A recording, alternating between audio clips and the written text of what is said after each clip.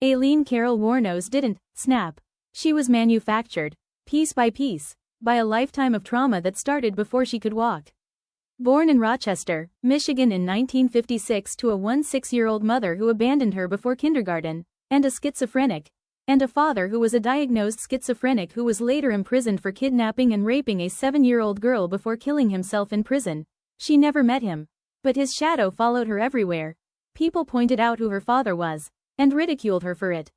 She and her brother were dumped on their grandparents, who weren't saviors. They were alcoholics, violent, and her grandfather was the kind of man who beat her, humiliated her, and according to Aileen, sexually abused her. She was forced to strip before punishments. She was treated like property, like prey. By 11, she was trading sex for cigarettes, food, surviva, L. By 13, Aileen was pregnant, and while the public-facing narrative always says, a family friend, the FBI report states the pregnancy was the result of incest with her brother. A detail so dark most retellings avoid it completely, because no one wants to face the. By 13, Aileen was pregnant, and while the public-facing narrative always says, a family friend, the FBI report states the pregnancy was the result of incest with her brother.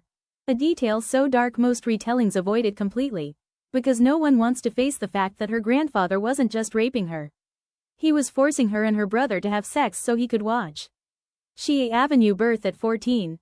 Her son was taken immediately, adopted out, and she never saw him again, and that's the moment everything didn't just spiral, it detonated.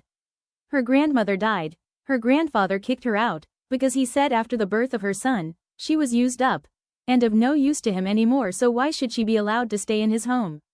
She lived in the woods of Trov, Michigan, surviving off prostitution, theft, and whatever she could hustle to stay alive. People love to talk about America's first female serial killer, but they skip the part where she was a homeless Michigan teenager living in the forest, doing whatever it took to survive.